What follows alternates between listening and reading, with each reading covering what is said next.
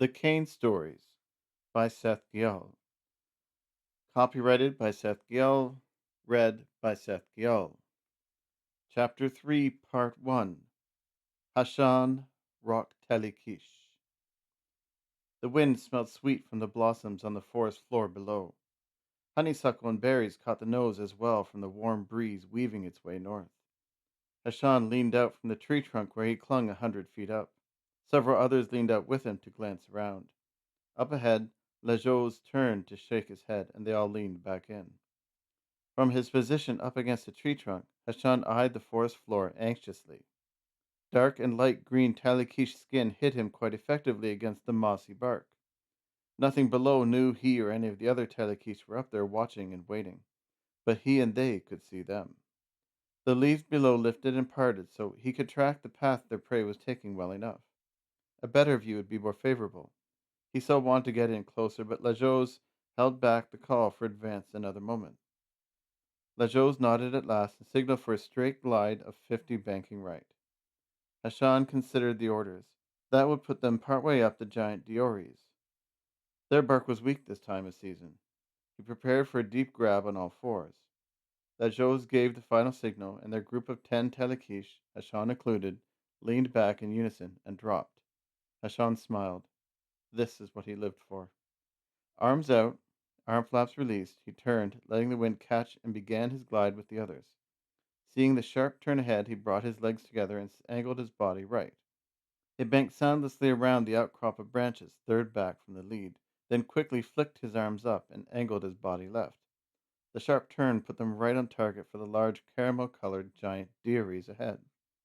Branches started low and got larger the taller they went, and giant deiries grew quite tall. Hashan spotted his parting in the nearest tree's crown, aiming himself for it. With the world below oblivious to their silent glide, Hashan marveled at the greens and yellows. Purple and white blossoms dotted the scene with a bright blue river cutting from left and meandering mostly straight on. Closing the distance to their next mark quickly, Hashan lifted higher before bringing arms in and holding a breath. Like an arrow leaving a string, he shot forward, striking the giant deer in question. Arms and legs came up with fore and aft leg claws digging deeply into the tree's trunk, not bark alone. He slid down an inch before those claws fully held. 9 other sounds, not unlike a branch cracking, were heard. Trees swayed on the wind, and animals called from nearby trees. Their arrival went otherwise unnoticed. Hashan made a quick check of the others. Lajos was issuing orders, assigning prey. Hashan received his, and moved deftly around the tree trunk, leaving small puncture holes where he'd been. Perching quietly at last on the thick branch on the other side of the tree, he peered out between the flicked green leaves at their given game. Antlers grew from a noble muzzle and eye set. Strong front legs and quick body followed. These were plains animals. Hashan had watched them grazing from a distance more than once, wondering what they tasted like. He brought the leather pouch strung at his back around and distractedly assembled the wooden spear contained within. Once the parts were made whole, he tied the pouch back into place and lashed a sharpened tip from his belt into place, making sure it was solid. The animals, 12 in total that he could see, but more could be grazing further along the stream. The animals were in the open. They seemed quick. They seemed anxious, so they'd likely dart given the chance. He unsheathed his knife from where it was tied to his right shin. Gripping his knife in his teeth, he calculated distance and wind currents. If he waited to attack until very near his target, he could get a cleaner kill. Lajos's flat hand far left was raised. Hashan leaned out half an inch. Between the 5 closest trees, there could almost be birds perched to spot a squirrel on the ground for the next meal. But birds didn't blend as well, and they called to one another. No Telekish made a sound, but eyes flitted and arms flexed. Signal passed. One finger dropped. Sean spread his legs out an inch and lowered his head. Ear flaps were brought in closer to his cheeks. At drop speed, the wind rush could overpower hearing, and bad hearing could mean a missed cue. Nothing could be missed for this hunt to succeed. From the left, the whole hand curled, then dropped. Hashan started his count to 5, then kicked off into a slow glide out towards the stream, just one of many leaves adrift on the breeze with a purpose. Halfway down and across, he spread his legs. His body began a flatter drop. One animal's head perked up. Sean brought his legs up and released his glide. Dropping quickly, he launched his spear, then went into a new glide, skimming along the underbrush towards a panicking prey. Reaching flat land, he dropped again, rolling upon the ground. Coming up, he threw his knife at the largest buck, rearing up before him. Like those stuck to the ground by near a dozen thin wooden shafts, the buck fell unmoving. The other Talakish from his group raced up, dropping their own struggling game. There was movement further along the stream on both ends, but the hunting party smiled. They'd taken their prize clean. Well done, Lajos shouted, cheers rising, Hashan included. I lie, Nidar. 20 feet out and around. Let me know we're clear. Two Talakish disappeared into the brush without complaint. Everyone else, Lajos instructed in a confident manner, get us some rods so we can get these home. Again, there were no complaints. Hashan faded back into the brush with the others. Finding nothing on the forest floor, he was soon scaling the dairies with fore and back legs, allowing for a quick amble. There was a quick jump and glide to the next tree trunk, then another amble further up the second tree. He found several thick branches they could use and a good length of vine for lashing. Branches and vine gripped securely in his hind claws, he let go and glided quietly down, spiraling around the stream bed clearing. What do you think they are? Someone asked as Hashan landed. Nidar grunted, picking through a downed prey for his spear and knife. Plains prey come this way for the water, he reasoned, just like those fowl flocking here from the swamps. Everything comes to those who wait. Hashan retrieved the weapons and smiled. This was a good kill. Kneeling, he examined the animal's neck and hooves. The antlers were sized up by hand and finger. Nodding, he broke off a smooth tip of the rightmost antler, holding it up against his necklace. Beads hung from a strong band there, different bones from past kills, round, oval, and oddly shaped. Each one had been treated to remain fresh, smoothed further, then either dyed or framed by an assortment of colored beads or decorative sinew. It was a hobby he started a year back, and this prize made a perfect addition. The bit of antler was stored safely away, and the spear was quickly taken apart to be carried on his back again. The knife was cleaned and sheathed. Soon they'd be eating plains meat and sharing stories of this hunt with the others. He could already smell the fire and feel Simoa near him.